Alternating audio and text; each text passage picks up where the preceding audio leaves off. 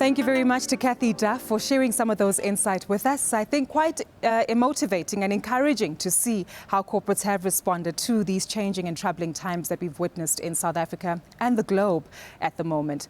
To those of you who are continuing to participate on our chat service, we appreciate the feedback that you've directed. And of course, for many of you participating on our polling questions as well. Again, this would not be possible without the support of our ongoing sponsors and their participation on board. Now, given that it is a live event, we just like to again recognize their efforts and their participation with us here today. Our headline sponsors, specifically Old Mutual, MTN, Rand Water and Vodacom. But on the back of the conversation and the theme that's been set by Kathy today in terms of the trends in corporate giving in South Africa specifically, we turn now to our first keynote address. Now, this is one that you don't want to miss out on. An invigorating conversation which takes a look at the current narrative that South Africa is under. We're all well aware of the inequalities that exist within South Africa's society. But most importantly, how is it that we halt these inequalities from spreading even further and being exacerbated by the current economic climate that we're facing? And most importantly, what does it mean in terms of leadership? Not only of the country, but leadership of the institutions, of the projects, of the NPOs and organizations that each of you represent, as to how we can shift the narrative in terms of assuring that South Africa does find solutions to ensure that inequality and abject unemployment is something that becomes a thing of the past. To give us some insight into this keynote address, which will be followed up with a Q&A session with our speaker, that which you can participate in. So a reminder to punch in any of your questions and we will address them to our keynote speaker this morning. Ladies and gentlemen, addressing us on how corporates can help to strengthen South Africa's socio-political and economic circumstances, a warm welcome to our first speaker for today and keynote address, Dr. Mamphele Ramphele of Reimagine South Africa. I would like to thank you all for inviting me to talk about how corporates can help South Africa strengthen its socio-economic system. The COVID-19 pandemic found us in crisis. We were therefore more vulnerable to the life-threatening emergencies it presented than other nations. As Russell Ali, a communications director at UCT, reminded us a few weeks ago, COVID-19 found us as a nation with pre-existing conditions. These are poverty, inequality, unemployment, corruption, and incompetence in much of both the public and the private sectors. We also had an economy on its knees. We must, however, also celebrate the fact that COVID-19 also brought out the best in us. Ubuntu bethu came to the fore as we reached out to our fellow human beings and acted with empathy, sympathy, and compassion to protect and support one another. The youthfulness of our population, like that of the rest of the African continent, also seemed to have acted as a protective factor than most people had anticipated. But scientists also point to the gift of the sun and warm weather that enhances vitamin D and vitamin A to boost our immunity to viral infections. We are blessed. We should leverage these blessings to create a sounder foundation for a more sustainable, prosperous democracy. COVID-19 pandemic also disrupted our normal lives, our business environments and operations, and demonstrated the unsustainability of the current socioeconomic system and its fragility in the face of existential crisis. The crisis brought about by this disruptive COVID-19 pandemic offer us yet more opportunities to tackle the unfinished agenda of transforming our society into a more equitable, resilient, and prosperous democracy that promotes well-being for all people and our planet. In this talk, I would like to focus on three anchors: leadership in challenging times, leading a process of emergence from emergency, and education as a key building platform for innovation and resilience. Let's start with leadership in challenging times. The greatest leaders in extraordinary times in world history are not necessarily those who had demonstrated their capacity to lead in normal times. On the contrary, leaders who rise to the demands of extraordinary crises tend to be those willing to take the risks, to be creative, inventive, and courageous. Such leaders succeed because they dare to break from the unknown, from the known to the unknown, from the familiar to the unfamiliar, from traditional to non-traditional ways, to open up new pathways to more promising futures. I would like to suggest that COVID-19 has provided us with another window of opportunity to break free from our past ways of being and doing that are a continuation of the legacy of our ugly, divided past. The legacy we are yet to transform is that of tolerance of poverty, inequality, unemployment, and a moribund economy. We now have no choice but to tackle these legacy issues that have rendered us vulnerable to the multiple crises upon us. Scientists tell us that these crises are likely to intensify. The human race has breached planetary boundaries that sustain life and well-being. According to the Global Footprint Network, humanity is consuming the equivalent of 1.7 times the resources we should be consuming to keep our planet sustainable. This overconsumption is fueled by greed rather than need.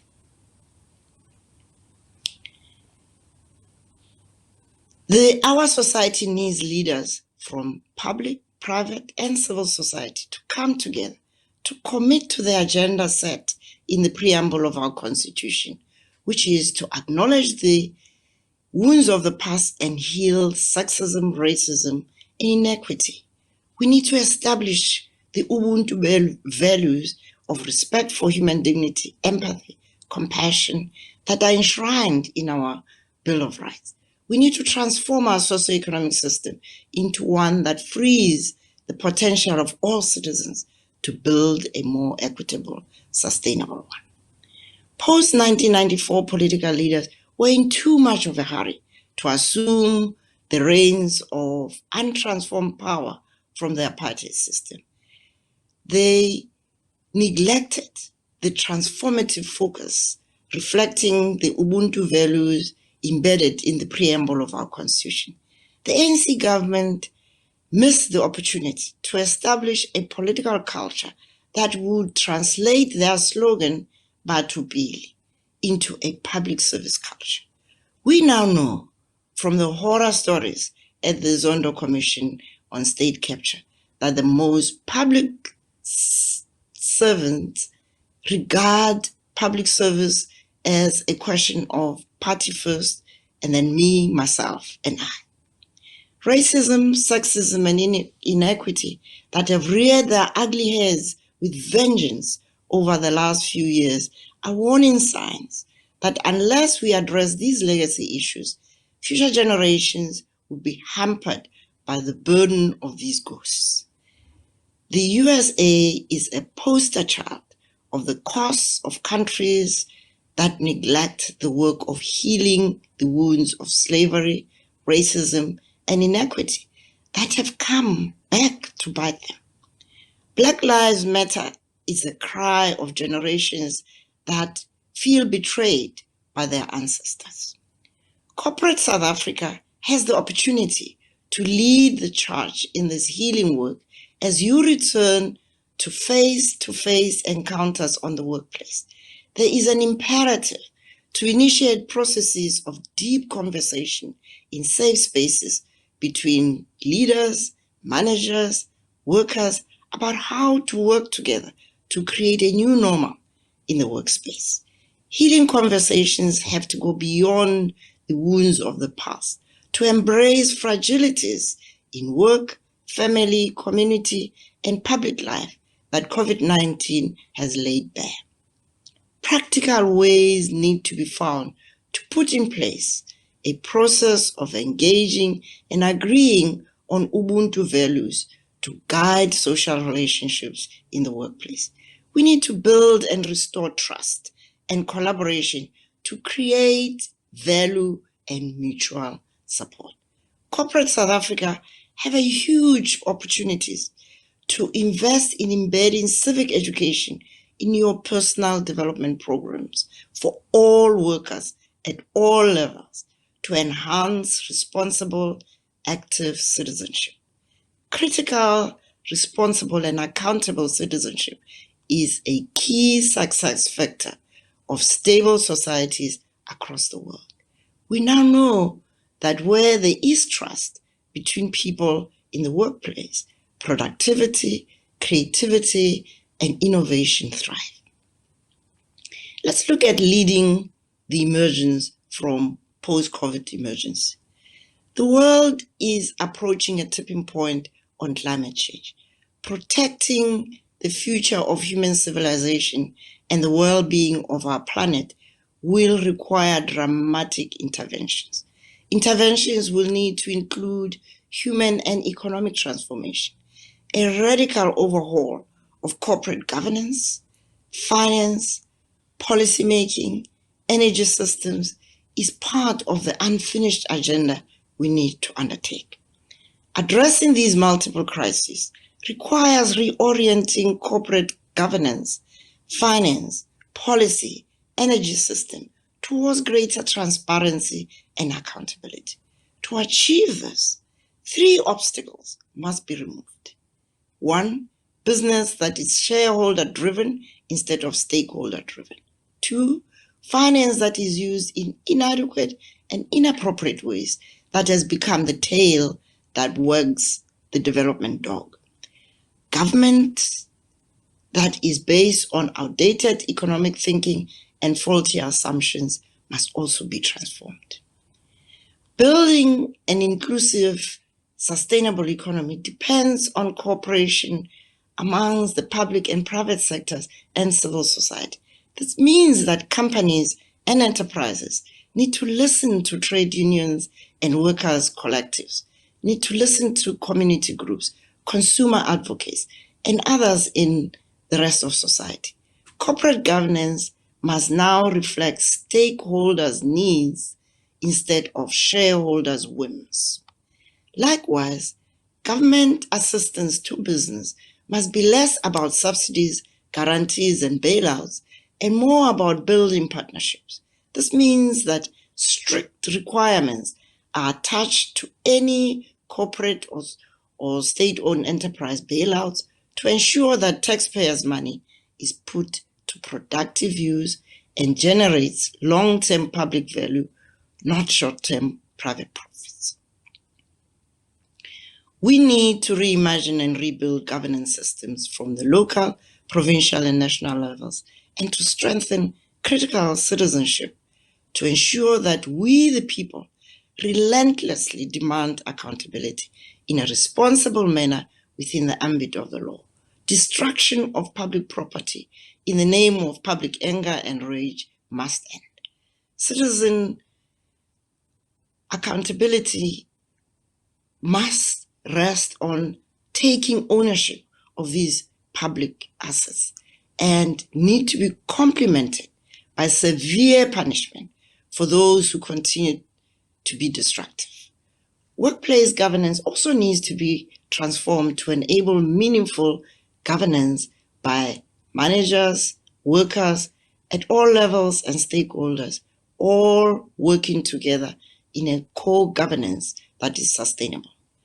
This is critically important given that corporations tend to externalize costs of environmental inputs and damages in their production systems. The multiple planetary emergencies upon us make it imperative that we go beyond the national determined commitments in terms of the Paris Agreement on Climate Change signed in 2016. We need to have robust plans for a just transition to renewable energy with timelines towards zero emissions. We have much to gain by kickstarting our economy through accelerating investments in enterprises that promote regenerative economic production systems. In the OECD countries, 95% of enterprises are small and medium enterprises, accounting for 60 to 70% of jobs. Our local small and medium enterprises are largely in survival mode, accounting for only 26% of the jobs. We need nimble and integrated approaches that collapse the bureaucracy of the existing Small Business Development Department, National Empowerment Fund, and the IDC. They need to collapse into a high-impact platform to identify and significantly invest financial and business skills support to enable small and medium enterprises to become engines of development in all communities. We also need to move away from GDP as a measure of progress. GDP is an inadequate measure, given that it largely accounts for and values only consumption. GDP does not take into account the ecological costs in the production of goods and services that have a major impact on the well-being of people and our planet. Measuring development with a focus on well-being of all people and our planet, whilst being agnostic on GDP, would ensure that we reflect the lessons learned from COVID, that what matters in life is life itself. We have reason to believe that President Ramaphosa is increasingly taking on the challenge of consequence management in government to end the culture of impunity at all levels in the public service. Emergence from state capture and COVID-19 emergencies requires us to reimagine the public service to ensure the provision of quality and sustainable public services. The pernicious tender system that has turned public servants into administrators of interminable tender processes need to be ended. Public services such as health, education, social welfare, and development services are core services to be provided by skilled public servants. Social and physical infrastructure development needs to be driven by skilled personnel, capable leaders at local, provincial, and national levels to ensure that they can negotiate value for money for all public-private partnerships. We urgently need to transform and revitalize our nation's infrastructure to kickstart our moribund economy. Well-planned and executed infrastructure development programs are the only guarantor of training opportunities for the millions of young unemployed people to become artisans and maintenance workers. We need to intentionally transform the persistent apartheid geography of our cities and towns into ecologically sound, inclusive places to promote well-being for all. The corporate sector needs to reimagine its role beyond short-term profits and growing shareholder value. As corporate citizens, you need to understand that shared prosperity and mutual responsibility to transform the inequitable socioeconomic system is ultimately in everyone's long-term interest. Inequality hurts both poor and rich people, and the ecological damage that comes with inadequate basic provision of services for all citizens hurts all of us. COVID has demonstrated, even to doubting Thomases, that well-being for some is well-being for none. Countries such as New Zealand, Scotland, Iceland, and Wales that are more equitable with well-functioning democratic systems have come out of COVID-19 pandemic with less infections and less casualties. They are also rebuilding back much quicker because they have cohesive societies that are united in their diversity and focused on shared prosperity. Finally, education's key role in creativity and innovation. We need to end the scandal of an education system that is the best resourced in Africa, yet by all measures is amongst the worst performers globally.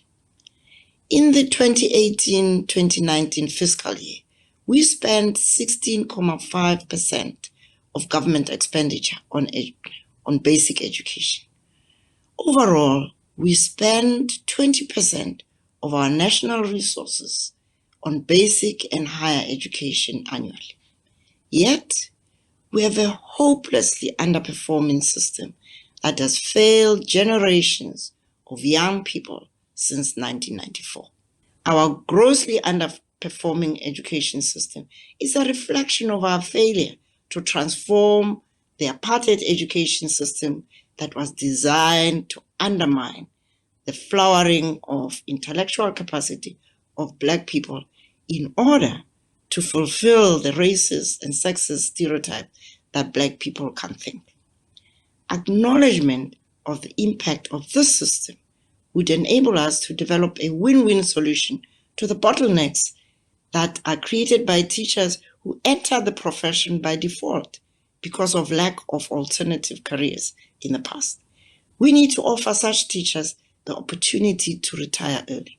It will be much cheaper to let go of all default teachers 50 years and older with attractive packages. We will then be able to hire young people from our higher education and training system who are assessed to have the aptitude and commitment to become 21st century teachers. In-service training of cohorts of young people would enable us to reimagine and build a 21st century education system. The good news is that there are models of success of this form of leadership.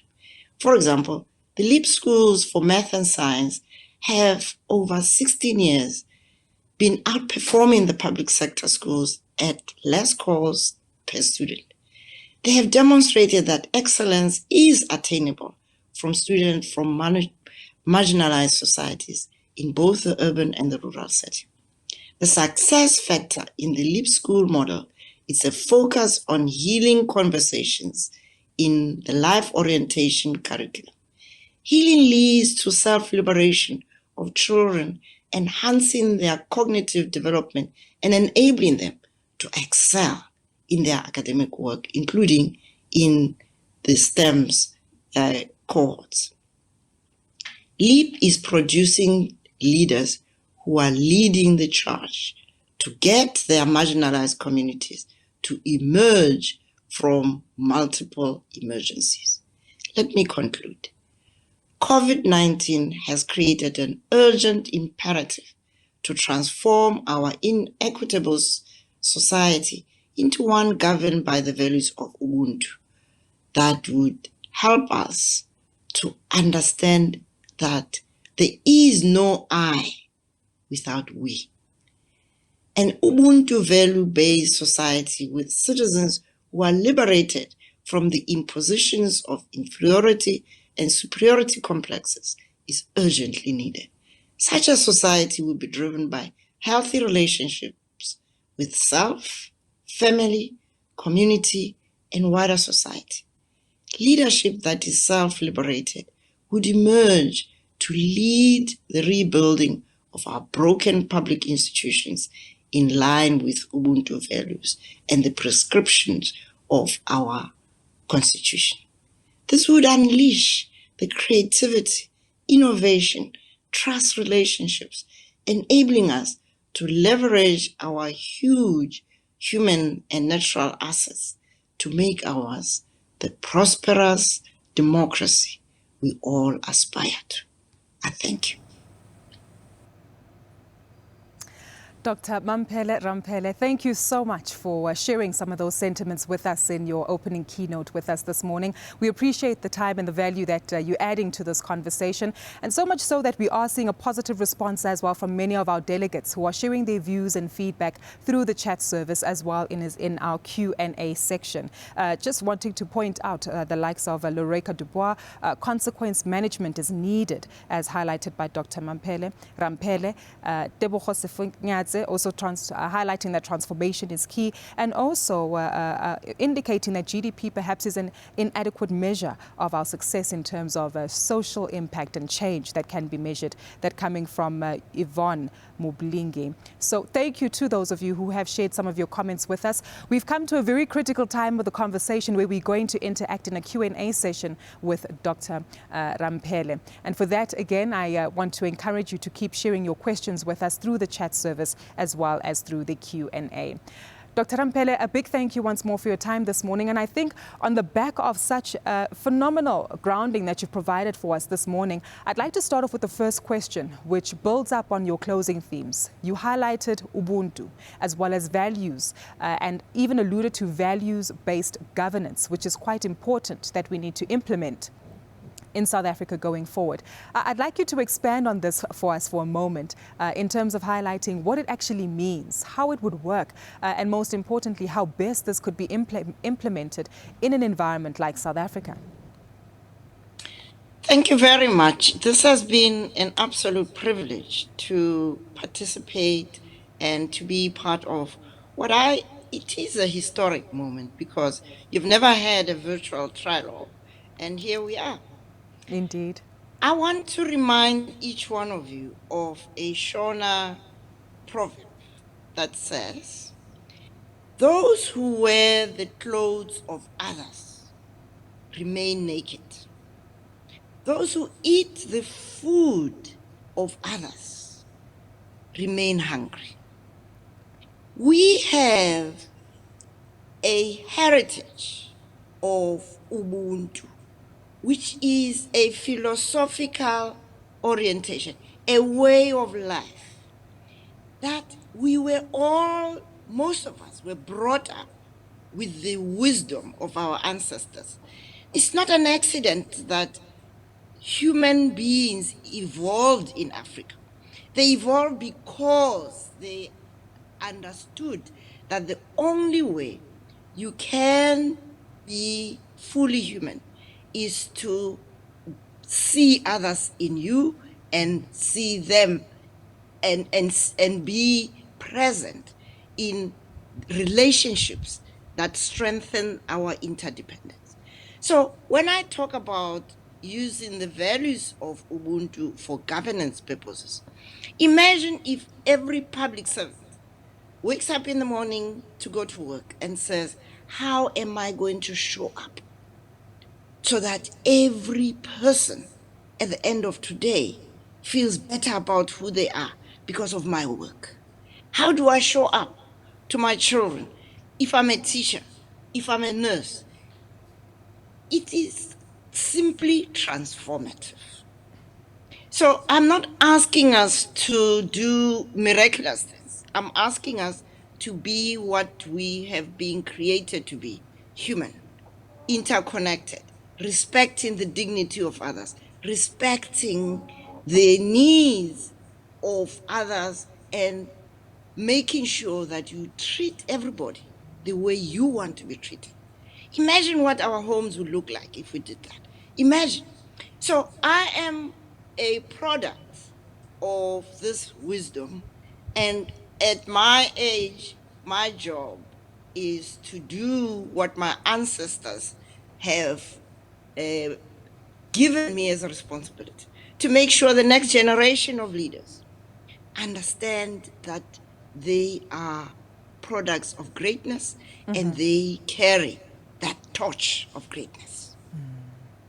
You're quite right, a generational change, ensuring that we tap back into the human spirit and human ability. But of course, it does take a sense of resources that are required to address the multiple facets of doing social good that is required. We've got a question here, Dr. Ramphele, from Makgotsi Chane, who addresses the question regarding sustainability of environmental sustainability and investment in this particular regard. She asks, where does the budget come from for this, given that CSI budgets are very minimal when one looks at money required to address environmental issues? So essentially that alignment of environmental issues ahead of social issues, how do we ensure that we see an alignment there and ensure that there's adequate capital available to address both?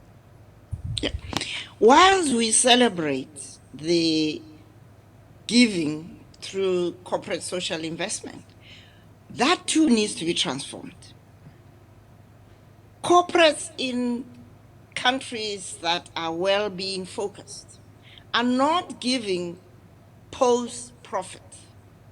They're giving pre-profit, and budgets for environmental and ecological regenerative purposes are pre-profit, have to be part of the way we do business.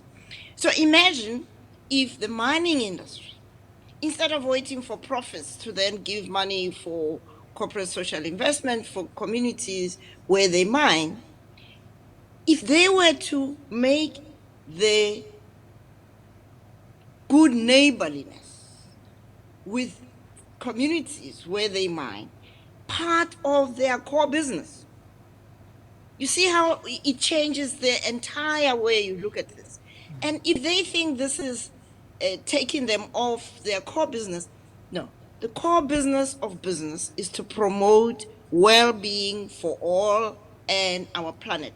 Because as COVID has shown us, if you don't do that, you end up with lockdowns. So instead of waiting for the lockdowns, let us transform the way we do business into an ecological engagement. Remember also, Ubuntu has within it not just building good relationships between people, but between people and nature, which is why those of us from African cultures, we have totem trees, totem animals. Why? It's the wisdom of our ancestors to say to them, there is no them and us between the animals, the trees, the grass, and the rivers. We are all part of the web of life. And to the extent that you revere your totem animal and you revere the environment in which this totem animal lives, to that extent, then you don't wait to go and do environmental services. No, you run your family, you run your business, you run your school, your everything in a way that pays attention to ecological sustainability. To close off with, Dr. Ramphele, I want to get into the change and the shift in mindset. As you've mentioned, this is quite critical and imperative that it is implemented. It does tie into a question that we've also received in terms of this disconnect from understanding the need of others, being public expectation, does need to be addressed. How do we change this? Does it go back to basics of essential skills training as well as development? Or is it a more innate human development conversation that needs to take place in all spheres of society? Absolutely. It needs to take place in all spheres of society. But we were very fortunate in that our school curriculum has built into it life orientation. Now imagine from grade R to matric, if every day our children engage as they do in the LEAP school system that I was describing, they do this. Now you go and look at the LEAP school system, the children there are hardly any teenage pregnancies, hardly any drug abuse. Why? Not because they are special. They come from deep sloot, Alex, the same places where other children come from, but because of these conversations that say to them, you are important. You have to develop your own core responsibility to make yourself the best person that God created you to be. And of course, the teachers have to be supported. In the homes, imagine instead of us, hey, wena, blah, blah, blah, blah, ka tlhoe kgolo, you should be saying, what a gift you are, my child. But people don't behave like this. If you really want to be the best you want to be, this is how you should be. Share your things. Clean up after yourself. Make sure that you don't wait to be told to do things, right? And imagine if we ran our businesses that way. So instead of having securities all over the place, we create a trusting environment where workers don't need to steal because these are their things. They know that they are going to be co-beneficiaries of a higher performing company. They won't steal and they will clean up. They'll make sure that they don't trip the electricity and create all these. The same thing with our townships. Why are they stealing ESCOM electricity? Because they don't feel it's theirs. We haven't yet taken ownership of our country. And so I just think we've got such a wonderful job ahead of us, wonderful opportunity to reconnect South African citizens with their heritage and with the wonderful asset base that we've got in this country, beautiful country called South Africa. Then, by loving one another, working together in trust, I tell you, we will do away with crime, we'll do away with gender-based violence, because who's going to injure another person when they actually see themselves in that person? Exactly. A powerful note to leave it off on, and we thank you for your time and contribution to this conversation, which has almost taken us back to humanizing corporates, because corporates essentially are not just buildings with big titles and big balance sheets, but they're made up of individuals. Individuals, as you say, like you and I, who go back to humanity and our fundamental values of Ubuntu, connecting with the environment as we do, from understanding the backgrounds we come from, and most importantly, respecting and recognizing the individual in you. And how that also fits into the broader construct of what it is that we're trying to build as a positive and better society for South Africa. Dr. Mamphele Ramphele, a big thank you for your time this morning. We appreciate the keynote address that you've given us, and of course some of the personal insight that you've also shared as to how best we can really transform and take South Africa forward by having corporates play a more significant role. To all those who participated with their feedback in the chat, as well as the polling session and the questions, we thank you for your feedback. Indeed, it is the reference to LEAP schools that was made. So loving the interaction that's also taking place between you as delegates, informing each other and recognizing the abilities and comments and feedback that each of you are sharing. So that again, perhaps just speaks to the basics of what it is we're trying to impart here today. Again, a big thank you to Dr. Mamphele Ramphele for joining us for our keynote discussion today. Now, ordinarily, we've come to the time of a conference where we'd break away for a quick tea and networking session, and that would happen on the corridors of a conference center where we'd be gathered. But this time around, we've changed things up ever so slightly, just to make sure that whilst you are able to enjoy your cup of coffee in your respective designation and location, we do still want you to participate in various pop quizzes that will come up, as well as questions that we'll be asking you, where you will have the opportunity to win a game, a prize in terms of the games and the questions that you'll be responding to. So please do be mindful of that. Continue to navigate your way around our app and our platform. This is where you'll also have the opportunity to network with many of your delegates who are also participating in conversation today. We'll come to the question in terms of which breakout sessions you'll be attending, as that will be coming up a little after the tea break. But for the moment, though, this tea break is brought to you in partnership with the ESCOM Foundation. We strongly encourage you to take part in our pop quizzes and, of course, continue to navigate your way around the app. We will commence very promptly at 10:15 with our next session that highlights and speaks to breaking barriers to quality education, which will start off with a keynote followed by a panel discussion. For now, though, quick refreshments. We'll see you in about 10 minutes or so. Please be back on the platform by sharing your insights. Smoke machine. Smoke machine.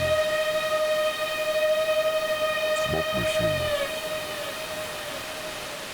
Smoke machine. Smoke machine. Smoke machine.